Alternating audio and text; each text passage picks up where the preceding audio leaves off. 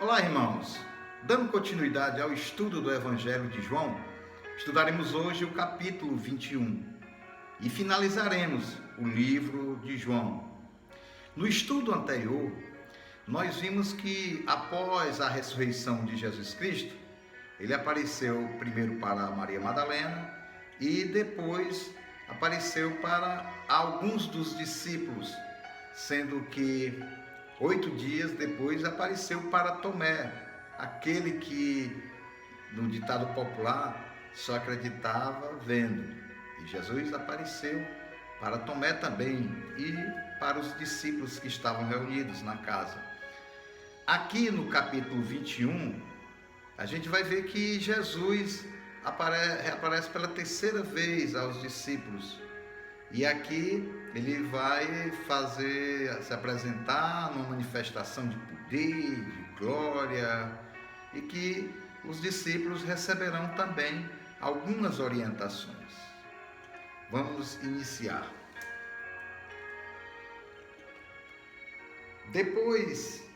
Versículo 1. Depois disso, Jesus se manifestou novamente aos discípulos junto ao mar de Tiberíades. Manifestou-se assim: estavam juntos Simão Pedro, Tomé, chamado Dídimo, Natanael, de Caná da Galileia, os filhos de Zebedeu e outros 2 discípulos. Disse-lhes Simão Pedro: vou pescar. Disseram-lhe eles: nós também vamos contigo. Saíram e entraram no barco, mas naquela noite nada apanharam. Logo pela manhã, Jesus se apresentou na praia, mas os discípulos não reconheceram que era Jesus. Então Jesus lhes disse: filhos, tende alguma coisa de comer? Responderam-lhe: não. Disse-lhes ele: lançai a rede à direita do barco e achareis.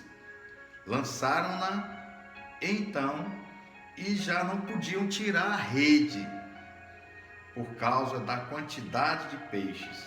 Aquele discípulo a quem Jesus amava disse a Pedro: é o Senhor.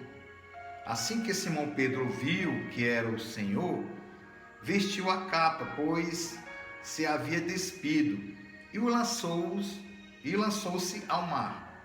Os outros discípulos seguiram no barco, puxando a rede cheia de peixes, pois não estavam distantes da terra, senão quase 200 côvados. Quando saltaram em terra, viram brasas acesas, tendo por cima peixe e pão. Disse-lhes Jesus: trazei algum dos peixes que apanhastes. Simão Pedro entrou no barco e puxou a rede para a terra, cheia de 153 grandes peixes. E mesmo sendo tantos, a rede não se rompeu. Disse-lhes Jesus: vinde e comei. Nenhum dos discípulos ousava perguntar-lhe: quem és tu? Sabiam que era o Senhor. Veio Jesus, tomou o pão e lhes deu, e semelhantemente o peixe. Era a terceira vez que Jesus se manifestava aos discípulos depois de ter ressuscitado dos mortos. Olha só, Jesus aqui reaparece pela terceira vez aos discípulos. A gente vai ver que alguns dos discípulos não estavam com Jesus, dos 11, porque 12 era o filho da perdição, Judas Iscariotes, que já não estavam entre eles. Aqui ele fala dos discípulos, Natanael, né? E fala dos filhos de Zebedeu, que é o Tiago e o João, o evangelista, esse que escreveu o Evangelho de João.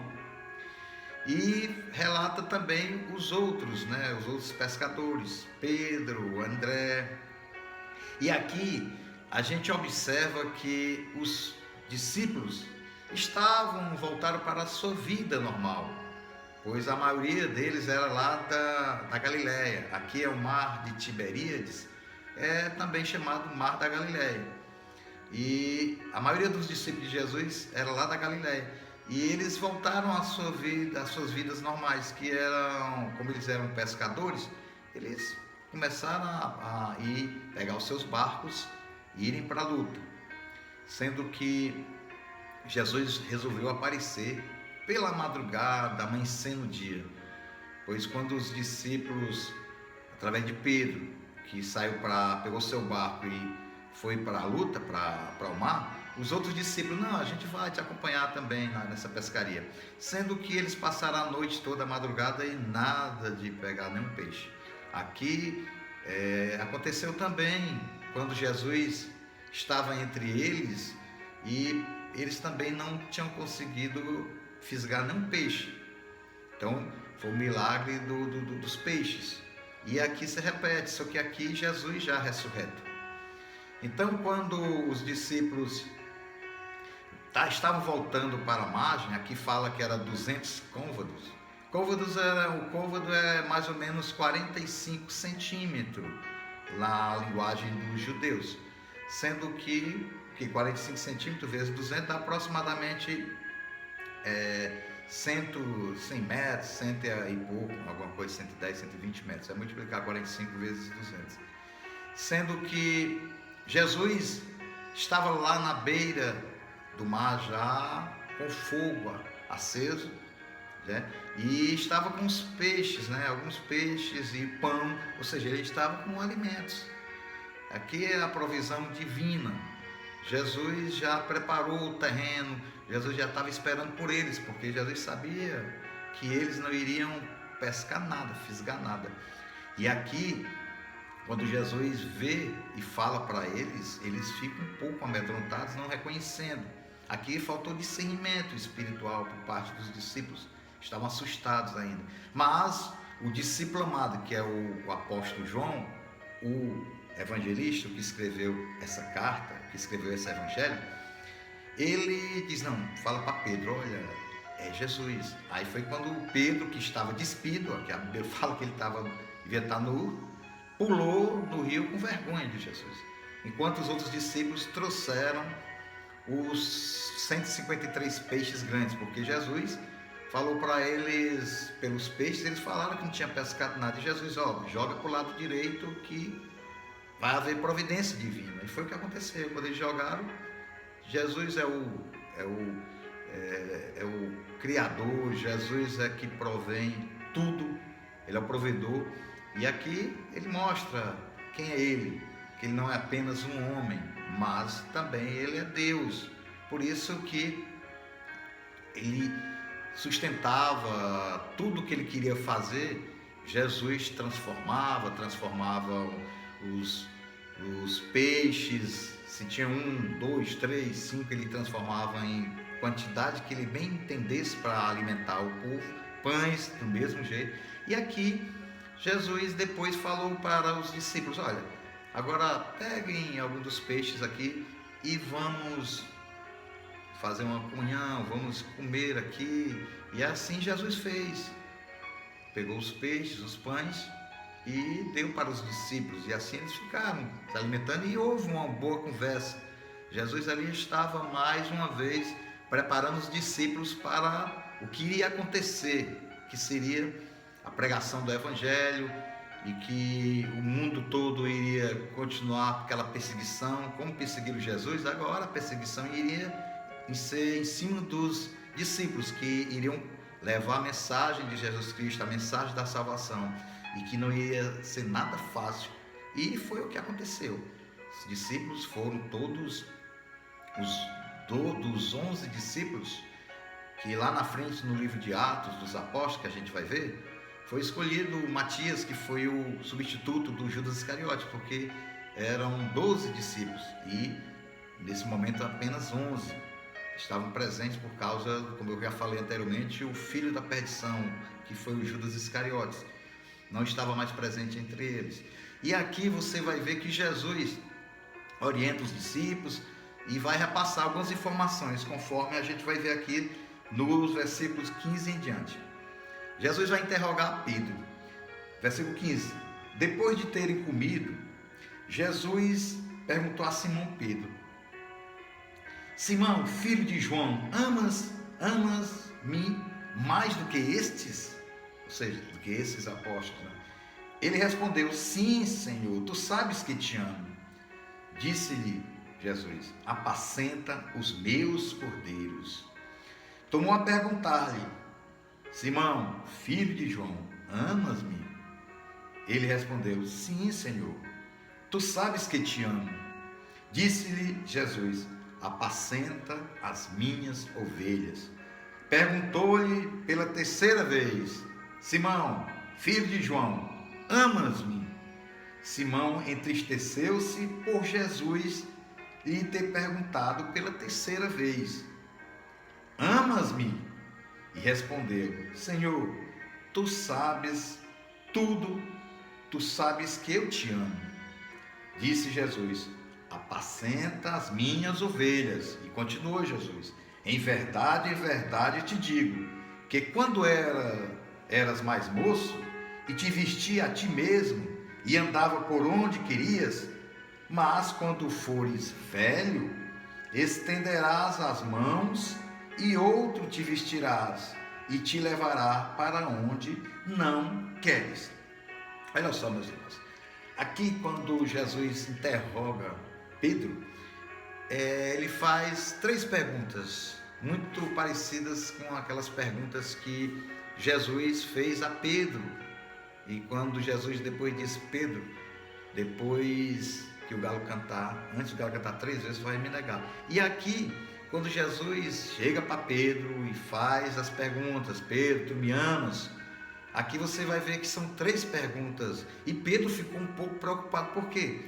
Porque ele lembrou das perguntas que Jesus tinha feito antes da crucificação. Porque Pedro disse que amava Jesus e que morreria por Jesus, aquela situação toda. E na verdade ele negou 3 vezes Jesus antes da crucificação. E aqui, mais uma vez, ele vê essas perguntas, ouve essas perguntas de Jesus.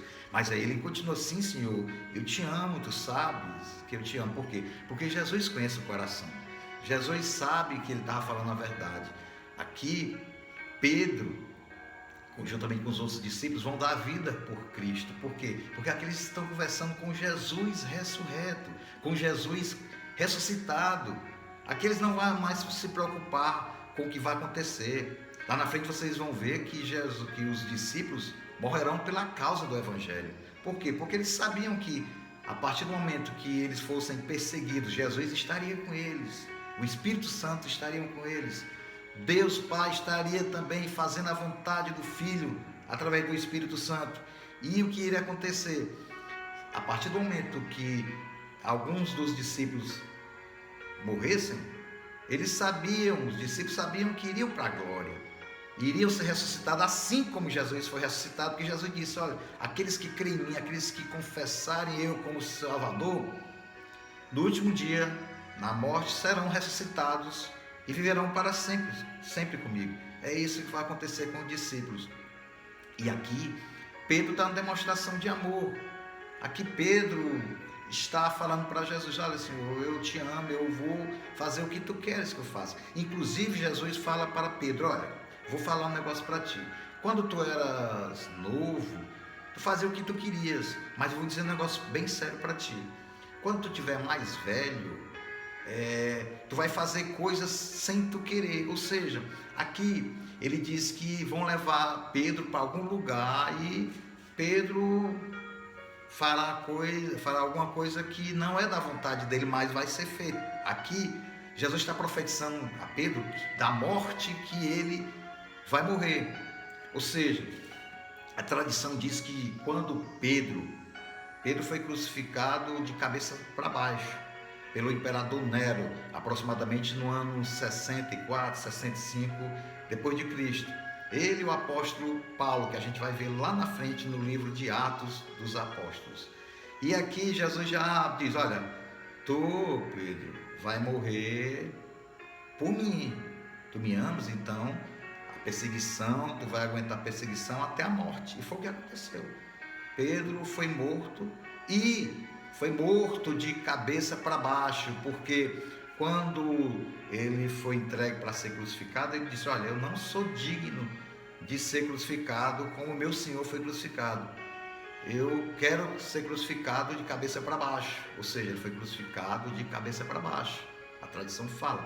Então Jesus, aqui quando conversa com Pedro, e Pedro entende, compreende realmente o que é ser um seguidor de Jesus Cristo.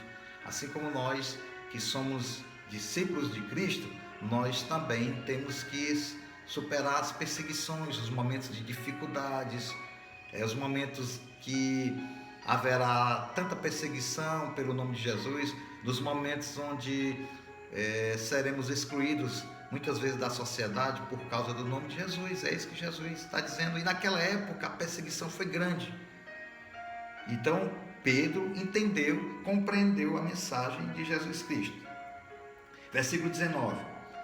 Jesus disse isso, significando que tipo de morte havia ele glorificar a Deus, ou seja, que morte Pedro iria ter para glorificar a Deus. Então Jesus disse para Pedro: segue-me.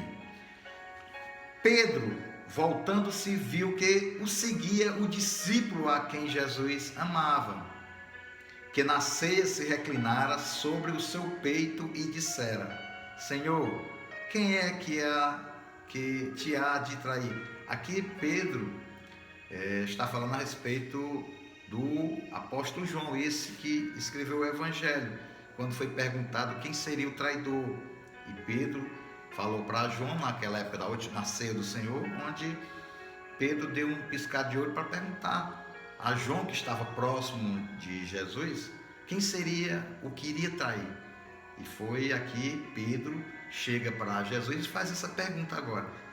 Vendo Pedro, perguntou a Jesus: Senhor, e deste que será? Respondeu-lhe Jesus: se eu quero que ele permaneça até que eu venha, que te importa? Segue-me tu.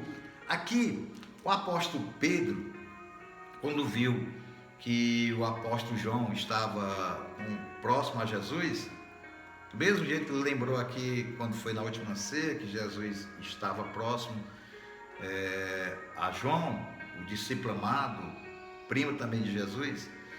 Acontece que Pedro, sabendo do que iria acontecer com ele, porque aqui Jesus fez a profecia do que iria acontecer com Pedro, que Pedro ia ser perseguido e queria fazer coisas que ele não queria. E ele dizia assim: e o João, o que é que vai acontecer com ele, Senhor? Como é que vai ser a vida dele após a sua ascensão? Então Jesus diz: olha, ei, não cabe você saber sobre os outros.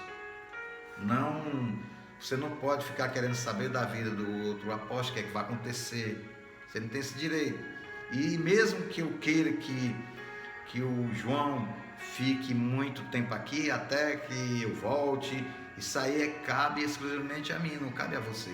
Aqui Jesus está falando para o Pedro que o apóstolo João, que é o discípulo amado, é aquele que Jesus disse que ele não vai morrer como os outros discípulos morreram, ou seja, morreram pela perseguição, foram mortos, crucificados, degolados. O apóstolo João morreu na velhice, é o que escreveu os evangelhos, as cartas de João, e também escreveu o livro do Apocalipse. Então aqui ele vai falar que o João não vai passar por esse momento ele vai ser perseguido, vai ser preso, mas não terá uma morte como os demais discípulos tiveram. Vai ser uma morte normal. Versículo 23. Então divulgou-se entre os irmãos este dito, que aquele discípulo não havia de morrer. Jesus, porém, não disse que ele não morreria, mas se eu quero que ele permaneça até que eu venha, que te importa? Este é o discípulo que testifica destas coisas, e as escreveu, que é o próprio apóstolo João. Ele testifica da verdade desses fatos, e ele que escreveu. Sabemos que o seu testemunho é verdadeiro. Versículo 25. Jesus fez muitas outras coisas. Se cada uma delas fosse escrita, estou certo de que nem ainda o mundo todo poderia conter os livros que seriam escritos.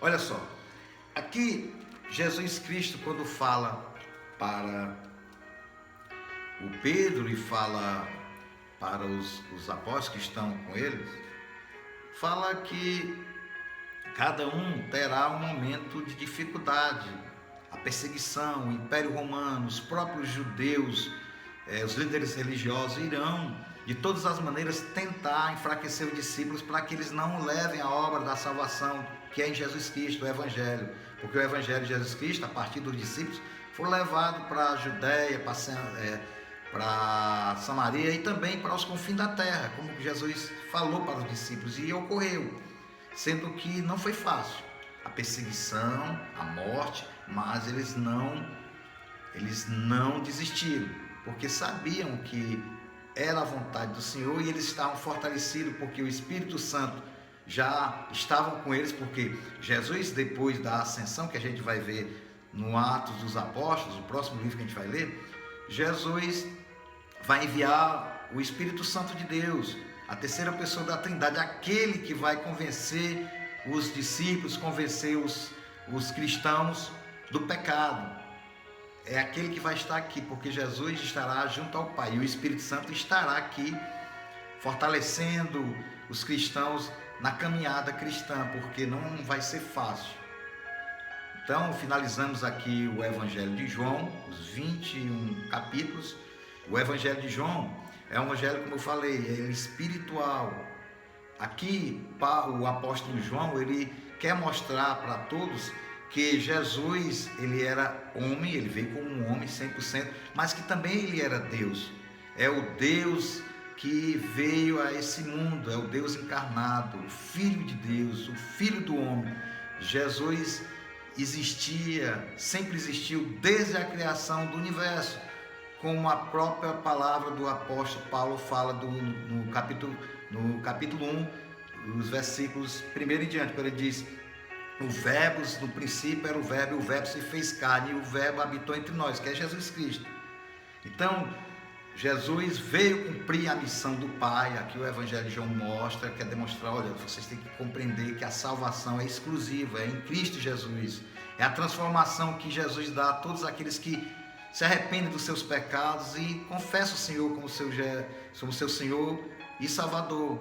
E assim o Espírito Santo, o Espírito da verdade, vai habitar naquele que confessa Jesus, que entrega a vida para Jesus, e ali haverá uma morada do Espírito Santo e você será fortalecido, a mudança de caráter ocorrerá, o processo de santificação que vai haver no crente, no cristão, e ele vai agradar a Deus nos momentos, mesmo sendo ainda pecador, ele agora é um pecador que reconhece que necessita da presença de Deus para vencer o pecado. Amém?